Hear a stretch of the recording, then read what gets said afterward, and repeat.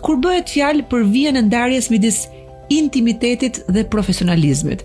Masazhi shende një kulturë e munguar në Shqipëri dhe është një temë të cilës i kushtohet pak hapësirë edhe në media.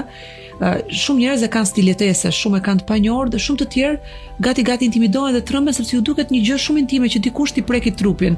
Ndaj unë kam shumë dëshirë që neve këtu të theksojmë pak konsideratën e parë etike që ke ti si terapiste kur të vjen një klient tek Vasi Spa. Një profesionist duhet ketë një etikë korrekte. Terapistët dhe profesionistët e vërteta duhet të kenë shumë kujdes në etikën profesionale. Është shumë e rëndësishme, është një etikë e shkruar, por është ka dhe etikë të pashkruar. Janë disa rregulla të cilat nuk duhet të thyhen për të bërë provokues në dhomën e masazhit. Duhet të theksojmë diçka që qendrat e masazheve nuk janë qendra seksi. Këtu keq kuptohen shumë dhe meshkujt, po abuzojnë rreth e përçark.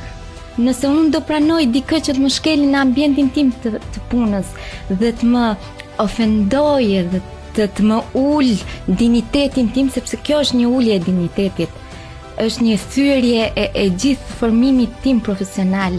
Subscribe në kanalin Klas Media në YouTube.